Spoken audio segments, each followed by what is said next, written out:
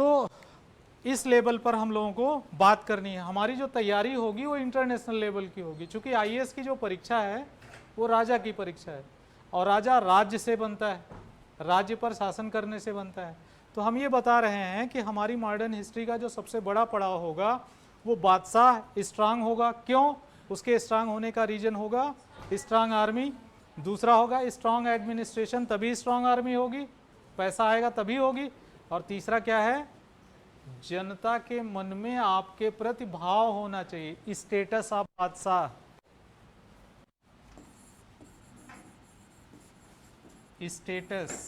Status का मतलब आदर का सम्मान, रिस्पेक्ट। जिसलिए क्या कहा जाता है, रामधारी सिंह दिनकर ने एक बात कही है, क्या कही है, सिंहासन खाली करो कि जनता आती है। जनता के मन में अगर रिस्पेक्ट चला गया तो सबसे पहले कोलैप्स क्या करेगा, एडमिनिस्ट्रेशन। क्यों? रेवेन्यू कलेक्शन क्या हो जाएगा, गड़बड़ हो जाएगा। रेवेन्यू कलेक्शन अगर गड़बड़ हुआ तो क्या गड़बड़ हो जाएगा, आर्मी। और आर्मी अगर स्ट्रांग नहीं रही तो ये भाई साहब कितनी देर स्ट्रांग रहेंगे। लेकिन मुगल सत्ता के पतन में एकदम उल्टा खेल प्रारंभ हुआ। कैसे उल्टा खेल प्रारंभ हुआ, राजा ही बदतमीज निकल गया। औरंगजेब के मरने के बाद पूरी सत्ता परिवर्तन जो हुआ है वो स्ट्रांग लीडर के न होने की वजह से हुआ है। अच्छा, पूरे मुगल पीरियड में प्रॉब्लम शुरू कहाँ से हुई? पूरे मुगल पीरियड में प्रॉब्लम शुरू हुई, बड़ी मेहनत से एक साम्राज्य खड़ा किया था जिसका नाम था अकबर। अकबर ने एक बड़ा स्ट्रांग आर्मी खड़ी की, एक बड़ा व्यवस्था खड़ा किया, एक बड़े साम्राज्य का निर्माण किया। और जब अकबर ने खड़ा किया तो उसके बेटे जहांगीर से ज़्यादा बुद्धिमान एक लड़की आई उसके जीवन में, उसका नाम था नूरजहां, मेहरुन्निसा उसका पूरा नाम था। मेहरुन्निसा अपने भाई को और अपने पिता को, दोनों को, तीनों को मिला करके और शाहजहां को मिला करके एक जुंटा एडमिनिस्ट्रेशन का निर्माण करती है। जुंटा का एक अरेबिक वर्ड है जिसका अर्थ होता है चार लोगों का समूह, ग्रुप ऑफ फोर। तो चार लोगों के समूह में एक स्वयं रहती है नूरजहां, दूसरा उसके पिताजी रहते हैं, और तीसरा उसका भाई रहता है आसफ खां, और चौथे स्वयं शाहजहां रहते हैं। इन चार लोगों के ग्रुप ने मिलकर के एक अच्छे एडमिनिस्ट्रेशन की नींव डाली और रेवेन्यू कलेक्शन को बहुत टॉप पर पहुंचाया। आर्ट एंड कल्चर के सेक्टर में, पेंटिंग के सेक्टर के लिए आगरा को मशहूर बना दिया। लेकिन उसके बाद एक व्यक्ति आता है जिसका नाम है प्रेमी पागल दीवाना। प्रेमी पागल दीवाना कौन था? शाहजहां। कहते हैं ना कि हम न होते तो ये गजल कौन कहता, आपके चेहरे को कमल कौन कहता, ये तो करिश्मा है मोहब्बत का, नहीं तो ईंट पत्थर से बने मकबरे को ताजमहल कौन कहता। तो ये ताजमहल कहने के पीछे की जो कहानी है वो मोहब्बत की कहानी है। तो मोहब्बत है तो प्रश्न है कि जिस लड़की से वो मोहब्बत करता था वो थी कौन? तो मुमताज महल। तो मुमताज महल कौन थी? वो आसफ खां की लड़की थी। आसफ खां कौन था? नूरजहां का भाई था। लेकिन शाहजहां, नूरजहां, उसके पिताजी, इन सब ने मिलकर के जो जुंटा एडमिनिस्ट्रेशन बनाया था, उस जुंटा एडमिनिस्ट्रेशन में सेंध इसलिए लग गई कि शहरयार इसका चचेरा लड़का था नूरजहां का, या जहांगीर का, जहांगीर की दूसरी वाइफ का लड़का था शहरयार। उस शहरयार से शादी किसकी हो जाती है? नूरजहां की लड़की की। वो लाहौर का गवर्नर है और वो क्या करती है, शहरयार को सपोर्ट करने लगती है। आसफ खां कहता है दीदी तू तो बदल गई हो। इस तरह से आसफ खां अपनी ही बहन के खिलाफ चला जाता है और यहाँ से जहांगीर का पतन और शाहजहां का उदय होता है। शाहजहां के कार्यकाल में आते हैं तो ये समृद्धि के शिखर पर पहुँच गया था और पूरे मुगल पीरियड का सबसे स्वर्ण काल किसको माना जाता है? शाहजहां के कार्यकाल को माना जाता है, क्योंकि इंटरनेशनल ट्रेड एरिया का जो है अफगानिस्तान तक विस्तार करने की कोशिश, और स्कल्पचर के सेक्टर में, स्कल्पचर के सेक्टर में मतलब है स्थापत्य के कला के क्षेत्र में स्वर्ण काल अगर किसी का था तो शाहजहां का कार्यकाल था।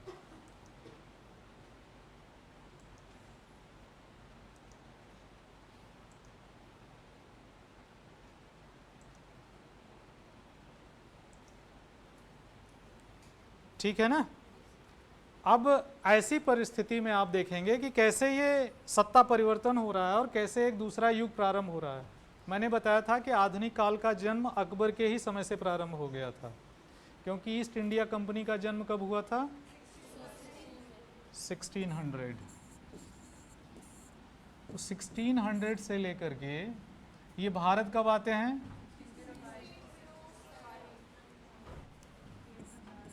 1608। कैप्टन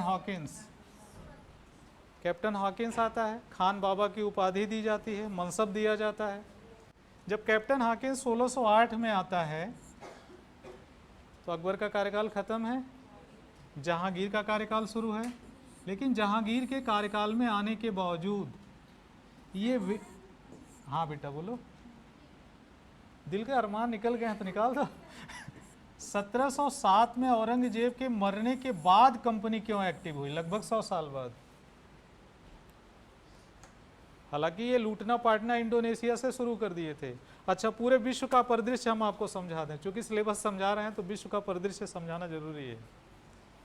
हमने आपको बताया था कि वर्ल्ड हिस्ट्री आपने पढ़ी है। वर्ल्ड हिस्ट्री पढ़ने के साथ आपका वर्ल्ड हिस्ट्री पूरा क्लियर है?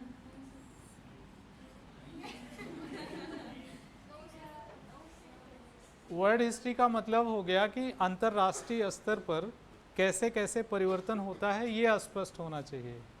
अंतर्राष्ट्रीय स्तर पर पहला परिवर्तन होता है 1612 में, 1612 में पहली बार सिटीजन चार्टर इशू हुआ। ये पॉलिटिकल साइंस का सब्जेक्ट है, लेकिन हिस्ट्री बगैर सारे सब्जेक्ट के आगे बढ़ती नहीं है। 1612 में इंग्लैंड में एक सिटीजन चार्टर जारी होता है। हाँ, सिटीजन चार्टर जारी होता है, जिसे हम लोग मैग्ना कार्टा ऑफ सिटीजन बोलते हैं। हाँ, 1612 से, हाँ 1615 है, sorry 1650। No no no no 1612 ही है, तुम लोग अपने हिसाब से निकाल रहे हो। 1612 में सिटीजन चार्टर इंग्लैंड में पहली बार जारी होता है। किंग जॉर्ज क्या करता है?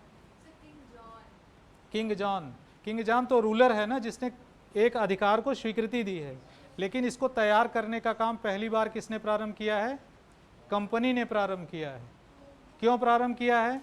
क्योंकि अब यहाँ पर जो है औद्योगिक क्रांति, रेनेसां, यहाँ पे क्रूसेड स्टार्ट होगा। और क्रूसेड स्टार्ट होने के पीछे का कारण क्या होगा? हमने कहा वर्ल्ड हिस्ट्री नहीं समझोगे तो दिक्कत आएगी। 1612 में सिटीजन चार्टर, जिसे मैग्ना कार्टा ऑफ यूरोप बोलते हैं या इंग्लैंड का बोलते हैं। अभी इसको समझा रहे हैं, पहले ये समझने की कोशिश करिए कि वैश्विक स्तर पर इसकी ज़रूरत क्यों पड़ी। इसलिए पड़ी क्योंकि वैश्विक स्तर पर दो तीन चीज़ें हो रही हैं। एक, 1453 हमने आपको बताया है, 1453। 1453 में क्या हुआ है? कुस्तुस्तुनिया पर इस्लाम का कब्जा। कुस्तुस्तुनिया का मतलब क्या हुआ? कंटेस्टिनोपोल। हमने आपको बताए थे ना, 1453 में कंटेस्टिनोपोल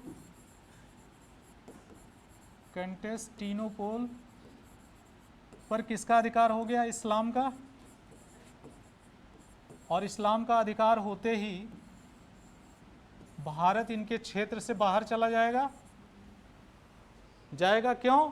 क्योंकि भारत तक आना इनका जरूरी था, अनिवार्य था। भारत इनकी आवश्यकता ही नहीं थी, जरूरत भी थी। क्यों?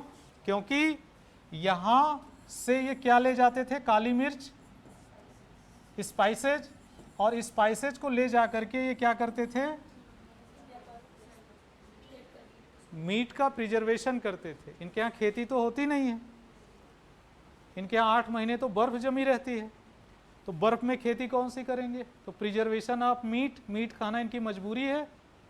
और जब मीट खाएंगे तो बर्फ जब जमा होगा तो ये कहाँ शिकार करने जाएंगे? लंबे समय तक प्रिजर्वेशन ऑफ मीट चाहिए।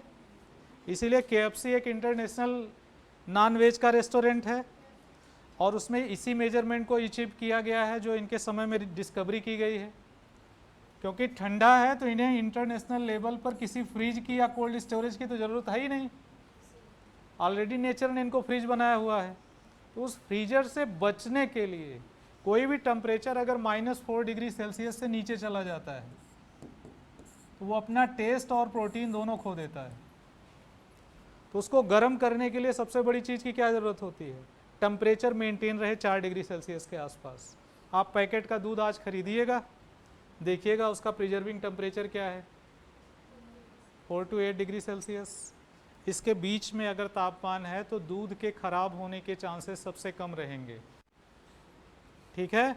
इससे नीचे अगर टेम्परेचर लगाता जा रहा है तो जम जाएगा, और जमे हुए दूध से क्या चला जाता है, टेस्ट, और अगर और नीचे चला जाए तो उसका प्रोटीन भी नष्ट हो जाता है। इसलिए इनको किस चीज़ की ज़रूरत थी, स्पाइसेज की ज़रूरत थी। अब ये बेचैन होने लगे, इनकी सत्ता क्या हो गई, जब तुम्हें पढ़ाई कैसे करनी चाहिए,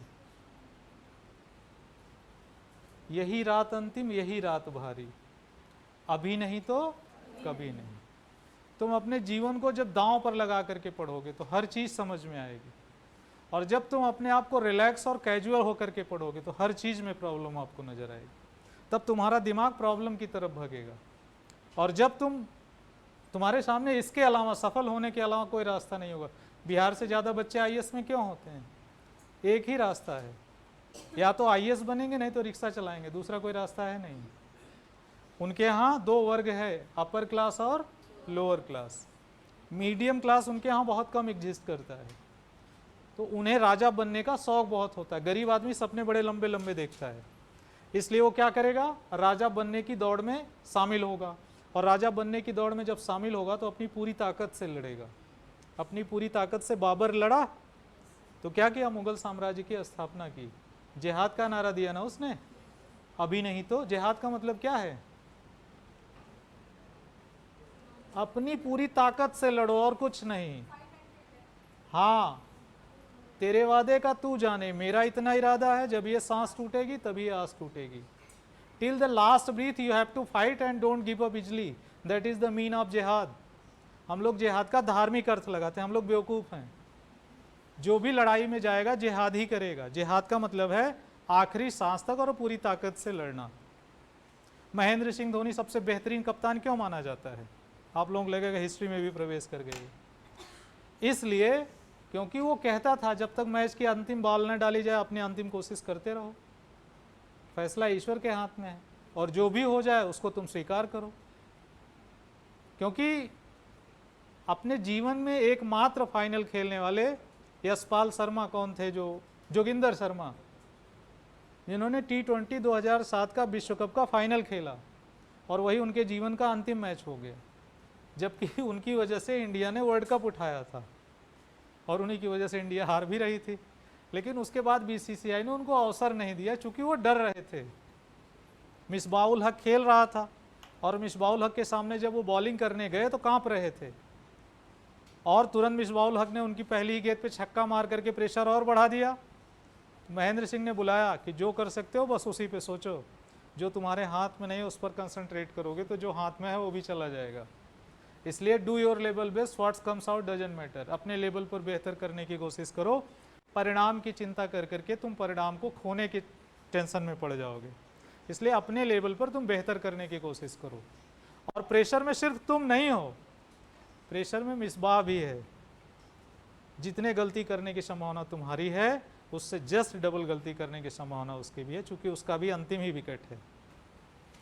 अगर वो आउट हुआ तो मैच पाकिस्तान हार जाएगा। उसे अपना विकेट बचाते हुए अटैक करना है, और तुम्हें सिर्फ विकेट लेना है, तुम्हें रन रोकने की टेंशन नहीं लेनी है। इसलिए तुम उससे ज़्यादा पॉजिटिव वे में हो, तुम इस पर फोकस करो बस, और कुछ मत करो। और गलती मिसबाह ने कर दी, छक्का आ गया था, उसे लगा स्कूप कर देंगे, और श्रीशांत को जानबूझ करके लेग साइड में उसने नज़दीक बुलाया था कि जिससे ये जानबूझ करके रिस्क ना ले, चूंकि अंतिम विकेट है। स्कूप सबसे सेफ शॉट माना जाता है। स्कूप कर दिया, अगर फील्डर को गेंद पार कर गई तो 4 रन के लिए ही जाएगी, उसके पहले रुकने वाली नहीं। उसने सेफ शॉट खेला था। लेकिन हड़बड़ाहट में सबसे पहले क्या गड़बड़ होती है, टाइमिंग। जब आप जल्दी में होते हैं तो सबसे पहले आपका समय आपका साथ छोड़ देता है, और वही टाइमिंग गलती हुई। जिस स्कूप को उन्होंने अपने जीवन में सबसे बेहतरीन तरीके से प्रयोग किया था, उसी स्ट्रांग पॉइंट ने उनको मैच हरा दिया। स्कूप किया, और श्रीशांत के हाथ में जब तक गेंद नहीं आई पूरी भारतीय टीम हाथ जोड़ करके प्रार्थना कर रही थी, हे भगवान आज ये कैच श्रीशांत पकड़ ले, क्योंकि उसके पहले वो 2 कैच छोड़ चुके थे। तो सब यही दुआ कर रहे थे कि इसके हाथ में आ जाए तो चपक जाए, क्योंकि ये तो छोड़ेगा ही, कंफर्म है। इसलिए वो भी जब तक नीचे आता है ऐसे ऐसे डोलता रहता है, आजा आजा आजा, और पकड़ लेता है, तब वो कहता पकड़ में आ गई, और ऊपर उछाल लेता है कि मिरेकल हो चुका है। आप जब अपनी पूरी ताकत लगाते हो योगः कर्मश कौशलम पर, केवल अपने कर्म पर ध्यान करते हो तो सफलता मिलती है। यहां पर भी इन लोगों के पास कोई विकल्प नहीं था सिवाय एक वैकल्पिक मार्ग के खोजने का। क्यों? क्योंकि यहां क्रूसेड स्टार्ट हो गया था। इंपॉर्टेंट ये डेट नहीं है, मैग्ना कार्टा 1612 या 15 में आया, इंपॉर्टेंट नहीं है। इंपॉर्टेंट ये है कि इस समय यूरोप में धर्म युद्ध प्रारंभ हो गया था, और ये धर्म युद्ध की नींव कब पड़ी थी? 1453 में, 1453 में। इस क्योंकि कंस्टेंटिनोपल या इस्तांबुल पे किसका कब्जा हो गया था? इस्तांबुल पर इस्लाम का कब्जा हो गया था। और इस्तांबुल को क्या बोला जाता है? Gateway of Europe. इसीलिए टर्की को यूरोप का बीमार देश भी बोलते हैं। बीमार देश का मतलब है कि वो आधुनिक रूप से विकसित यूरोप में रहने के बावजूद एक विचारधारा का समर्थन करता है जिसका नाम है इस्लाम। वो इस्लाम का बड़ा नेता बनना चाहता है। ऑटोमन साम्राज्य भी आप समझेंगे। ऑटोमन साम्राज्य के सेंटर में कौन था? टर्की। टर्की था ना। और टर्की अगर ऑटोमन साम्राज्य के सेंटर में था तो टर्की को रिप्लेस करके ईरान बड़ा नेता बनना चाहता है। और यही लड़ाई का कारण है। जिस यहूदियों का साथ आज अमेरिका दे रहा है, इन्हीं यहूदियों का कभी नरसंहार ये लोग किया करते थे। दुश्मन और दोस्त बदलने में ज़्यादा टाइम नहीं लगता है। सिर्फ क्या बदलना चाहिए? स्वार्थ। जिसे आज आप बहुत प्रेम कर रहे हैं, बहुत चाह रहे हैं, एक ऐसी अवस्था आए कि वो किसी और को चाहने लगे तो वही प्रेम किस में बदल जाता है? नफरत में। कहते हैं बड़ा दगाबाज है, धोखा दे गया, वफा नहीं किया। इस तरह से हमारी जैसे ही ज़रूरतें बदलती हैं, हमारे संबंध बदल जाते हैं। यहाँ पर भी भारत को खोजने के लिए वैकल्पिक मार्गों की प्रयास शुरू हो गए। और इसमें सफलता कब मिली? 1490, डिस्कवरी ऑफ इंडिया। और डिस्कवरी ऑफ इंडिया के साथ विश्व को एक नया देश मिल गया जिसे हम लोग न्यू वर्ल्ड कहते हैं। ये 1492 में, जिसका नाम है यूएसए। अमेरिका की खोज 1492। वास्को डी गामा कहाँ आता है? कालीकट। और कोलंबस कहाँ पहुँच जाता है? अमेरिका। तो ये कहानी है अमेरिका और भारत के खोज की, क्योंकि धर्म युद्ध हो रहा था। और धर्म युद्ध में इस्लाम और ईसाई दोनों एक दूसरे के कट्टर दुश्मन बन चुके थे। ऐसे में ईसाई और इस्लाम के बीच में जो लड़ाई चल रही है वो आज की लड़ाई नहीं है, ये पिछले 700-800 साल की लड़ाई है। और 800 सालों के इस युद्ध में सबसे पहले प्रभावी कौन था? इस्लाम। इस्लाम का पूरे विश्व में वर्चस्व था। कहानी बदलेगी फर्स्ट वर्ल्ड वार से। अगर आपने वर्ल्ड हिस्ट्री कायदे से पढ़ी है, वर्ल्ड वार फर्स्ट कब होता है?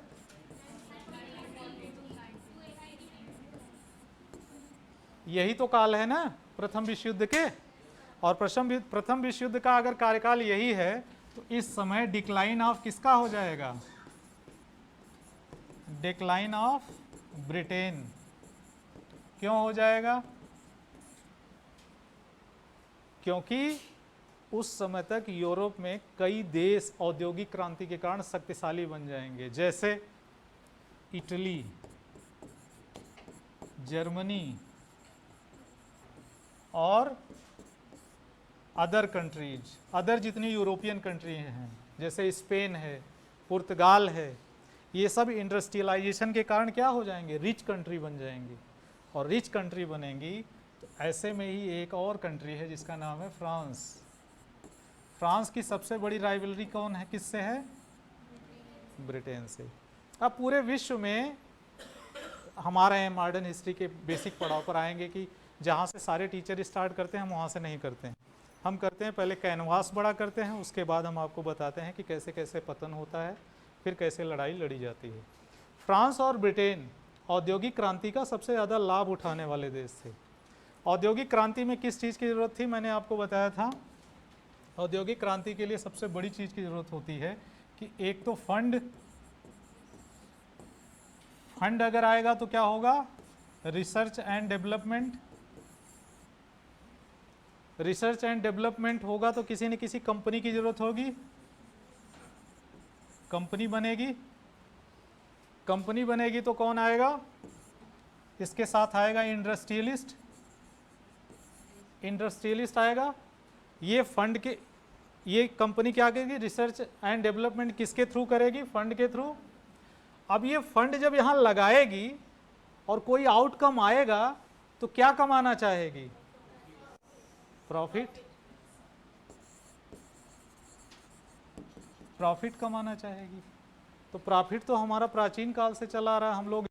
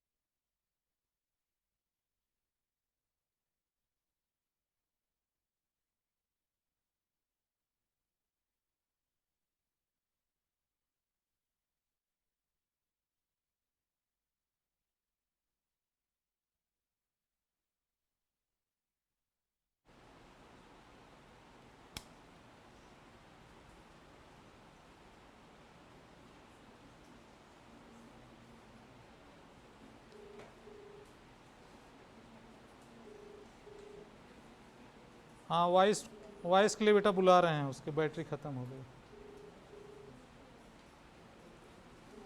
ये लोग भी यार, इसमें बैटरी वैटरी चेक कर लिया करिए आप लोग, बस लगा के चले जाते हैं।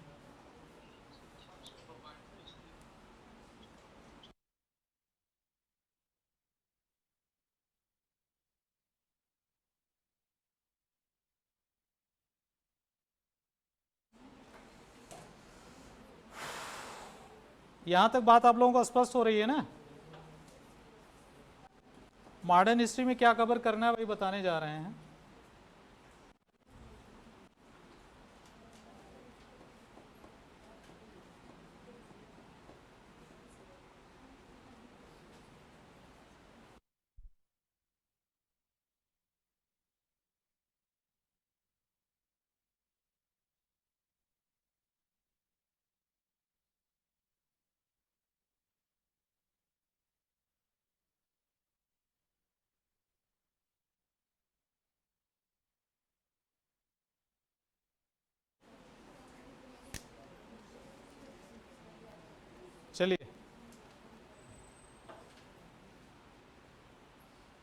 मैं क्या बता रहा था यार, हाँ, इजराइल यहाँ डिपो पूरा नष्ट करना चाह रहा है, और इसका डिपो नष्ट करने के बाद जो इजराइल चाह रहा था ईरान वही किया। वो चाह रहा था इस युद्ध में ईरान किसी तरीके से शामिल हो जाए, और शामिल हो गया है वो। अब वो क्या करेगा, एक तो ईरान की तेल की ताकत को कम करेगा, और दूसरा क्या करेगा, उसके जितने भी आर्म और एमिनिशंस हैं उस पर अटैक करेगा। सेना कमज़ोर होगी, ईरान फिर किधर इन्वॉल्व होगा, रिसर्च एंड डेवलपमेंट, और रिसर्च एंड डेवलपमेंट में मोनोपोली किसकी है, वेस्टर्न कंट्री की, या तो रसिया की है, या तो अमेरिका की है, या तो फ्रांस की है, या तो ब्रिटेन की है। और इसको डोमिनेट करने के लिए, बैलेंस करने के लिए एक ड्रैगन उभर रहा है, चाइना, नेक्स्ट जाइंट, जिसका नाम चीन है। इसलिए अमेरिका के लोग सबसे ज़्यादा चाइना से डरते हैं, जापान से डरते हैं। क्यों? क्योंकि इसे एलो कल्चर बोला जाता है, पीत संस्कृति हिंदी में बोलते हैं। पीत संस्कृति का मतलब होता है कि जो लोग देखने में तो गोरे होते हैं लेकिन एग्जैक्ट गोरे नहीं होते, हल्का सा इनमें पीलापन रहता है इनकी गोराई में, तो इसे एलो कल्चर वाला बोला जाता है। और अमेरिका सबसे ज़्यादा इन्हीं से डरता है। ये लोग बहुत साइलेंट किलर होते हैं, ज़्यादा बहकते नहीं हैं, सीधे अंदर घुस जाएंगे और बाद में पता चलेगा कि पूरे के पूरे मार्केट पर इनका कब्जा हो गया है। आपने ये जाना है कि सेकेंड वर्ल्ड वार में जापान हार गया था, तो फिर जापान दुनिया की महाशक्ति बना कैसे?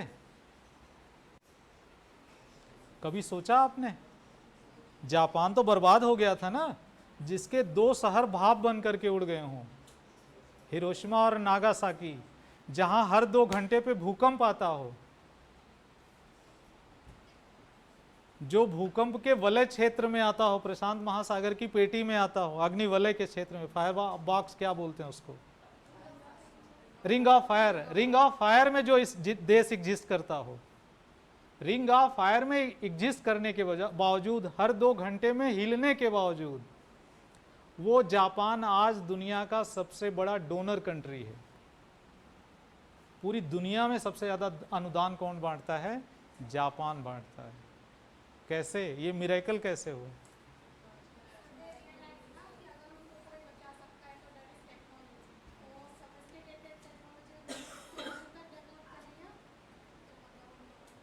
इसीलिए मोदी जब शपथ लिए तो 2 स्कीम लॉन्च किए, मेड इन इंडिया,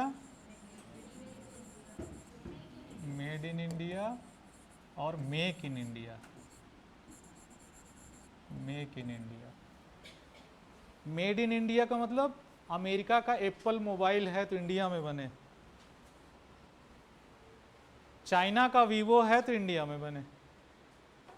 दुनिया में जो टेक्नोलॉजी है इंडिया में आओ, हम जगह दे रहे हैं। इससे क्या फायदा होगा?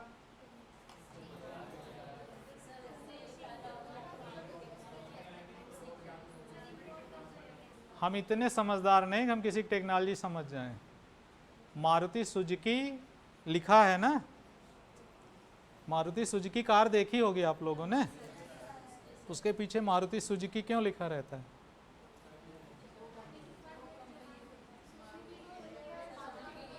सुजुकी का केवल गियर बॉक्स है बस। आज तक हम वो गियर बॉक्स खोल के समझ नहीं पाए कि किस टेक्नोलॉजी पे काम करता है।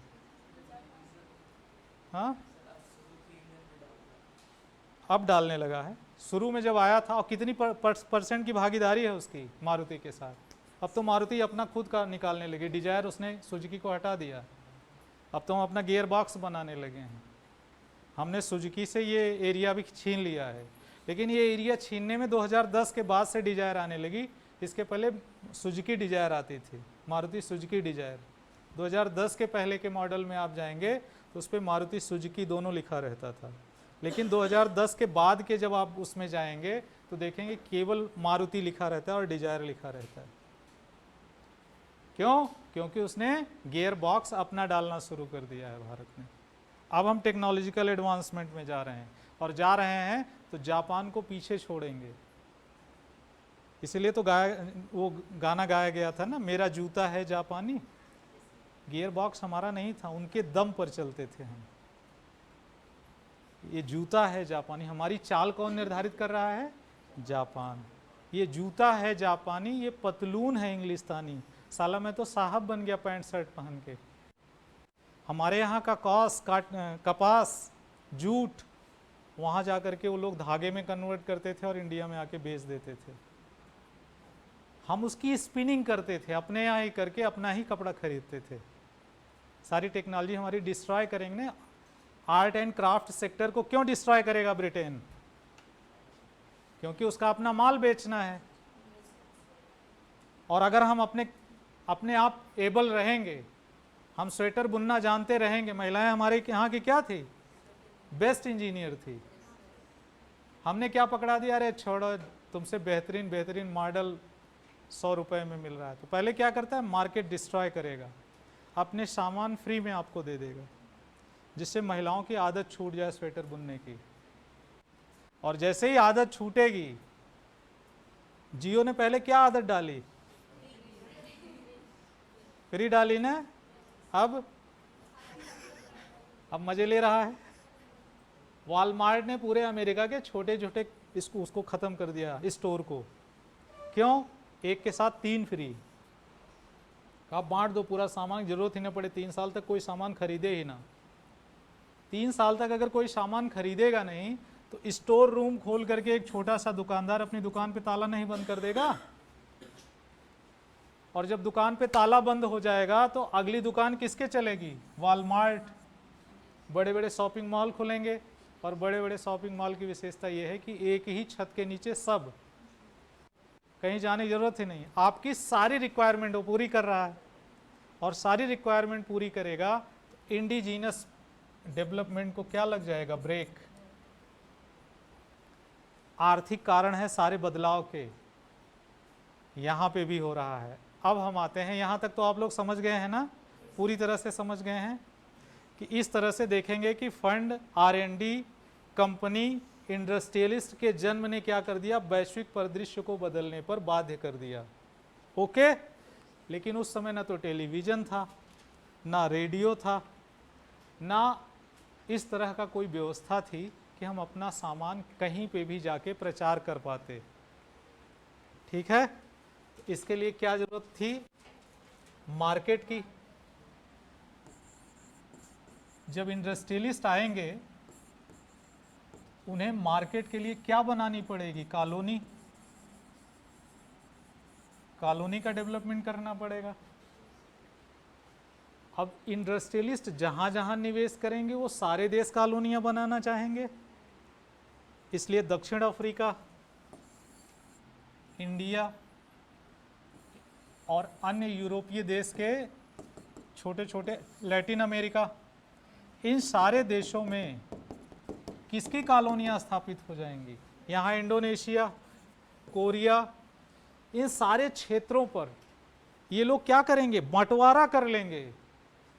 फ्रांस और ब्रिटेन में सबसे पहले इंडस्ट्रियलाइजेशन का फायदा पहुंचेगा, तो ये सबसे पहले बांटेंगे। और जब ये सबसे पहले बांटेंगे तो इनका सबसे ज़्यादा भूभाग पर कब्जा होगा। सबसे ज़्यादा भूभाग पर कब्जा होगा तो सबसे ज़्यादा प्रॉफिट इनका होगा। और जब सबसे ज़्यादा प्रॉफिट इनका होगा तो जहाँ पे इंडस्ट्रियलाइजेशन देर से जाएगा तो क्या वो वेट करेगा? वो भी युद्ध में कूदेगा। तो आते हैं इटली, 1870, 1870 में यहाँ इंडस्ट्रियलाइजेशन होता है। जर्मनी, यहाँ पे इंडस्ट्रियलाइजेशन होता है 1871। ये है प्रथम विश्व युद्ध का कारण। इन्होंने देखा कहीं मार्केट तो बची नहीं है। हर मार्केट पे कौन बैठा है? या तो ब्रिटेन, या तो पुर्तगाल, या तो फ्रांस, या तो स्पेन। यही तो हम लोग पढ़ते हैं कि दक्षिण अफ्रीका में स्पेनिश बोली जाती है, पुर्तगीज बोली जाती है, फ्रेंच बोली जाती है। इटालियन क्यों नहीं बोली जाती? जर्मन क्यों नहीं बोली जाती? क्योंकि इन्होंने कॉलोनी बनाई ही नहीं, पिछड़ गए। इनके यहाँ तरक्की देर में आई, और जब तरक्की देर में आई तो इन्होंने देखा इसमें तो बहुत फ़ायदा है, और जब बहुत फ़ायदा है तो ये चुनौती देना शुरू करेंगे। छोटे छोटे युद्ध में इन्वॉल्व होंगे, और उसमें बड़ा जाइंट बन करके उभरेगा रसिया।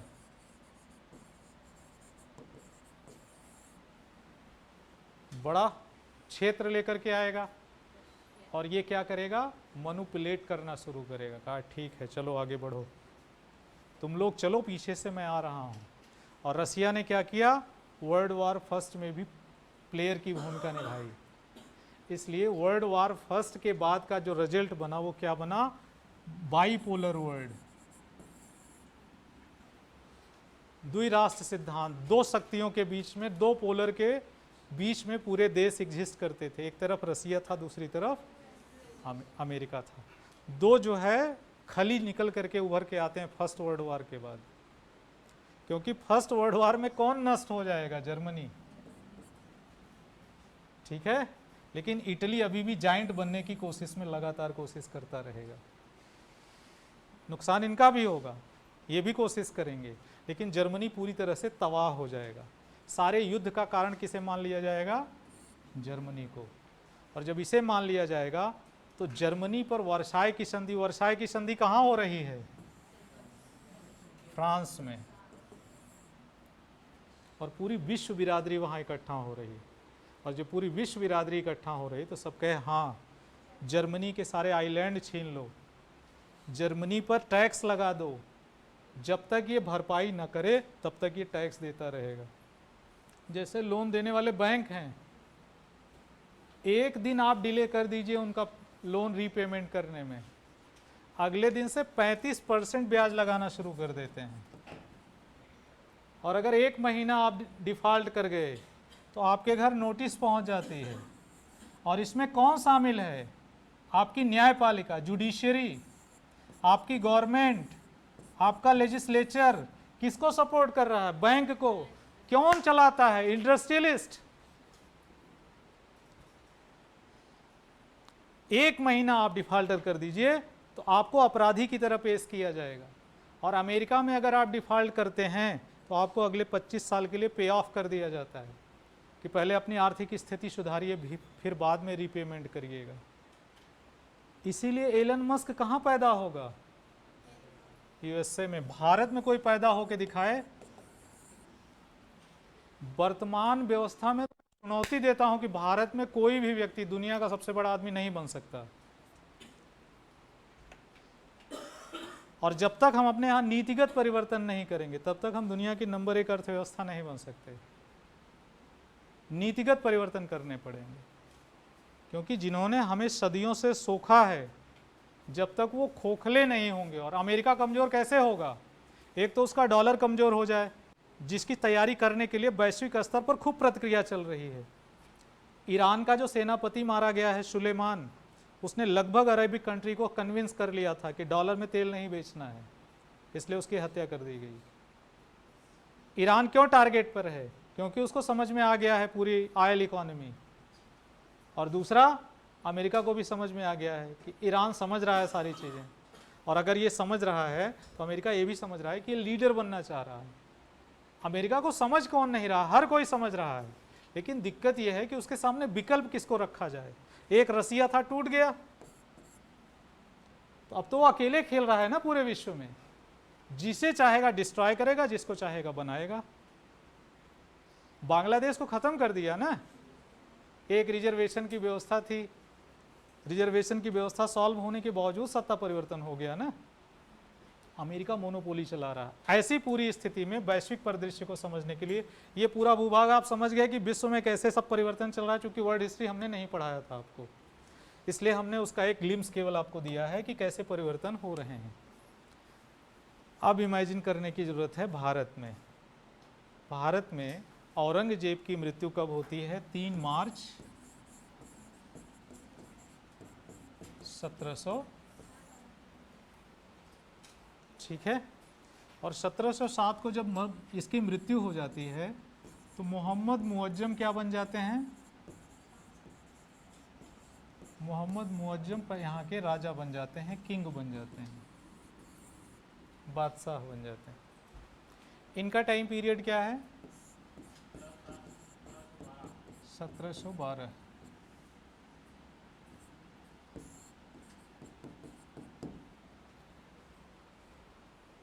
औरंगजेब की एक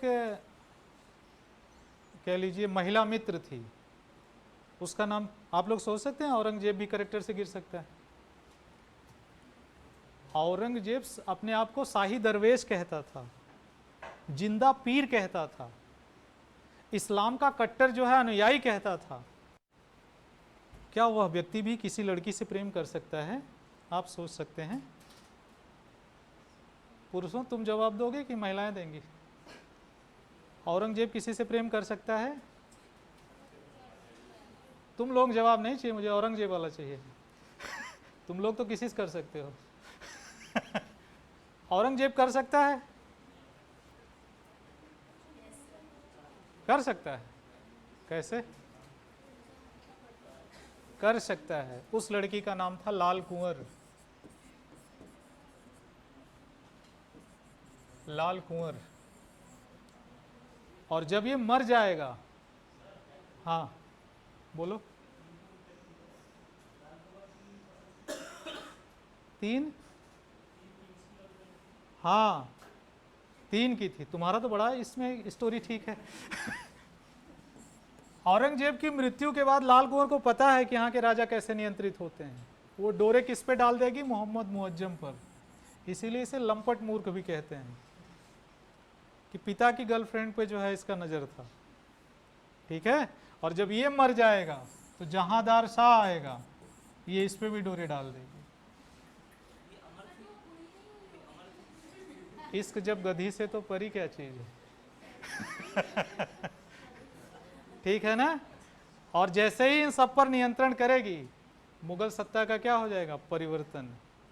तो हमारे मॉडर्न हिस्ट्री का जो पूरा पड़ाव चलेगा वो 2-3 क्षेत्रों से होकर के चलेगा। पहला, डिक्लाइन ऑफ मुगल।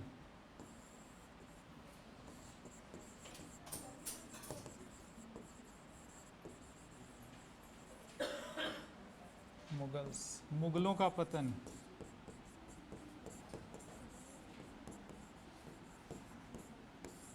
कोई चीज निर्वात रह सकती है क्या?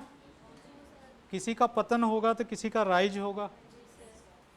भाई कांग्रेस का पतन हुआ तो बीजेपी का राइज हुआ, बीजेपी का पतन हुआ तो राहुल गांधी खुश हुए, कांग्रेस का राइज हुआ ना।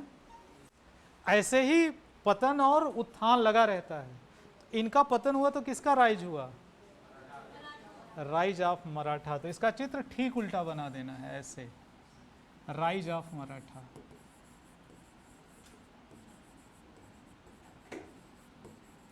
Rise of Marathas. यहां तक बात क्लियर है? जब मुगलों का पतन हो रहा है तो मुगलों के पतन होने के साथ उसके जो राज्य हैं, हमने यही चित्र बनाया था ना,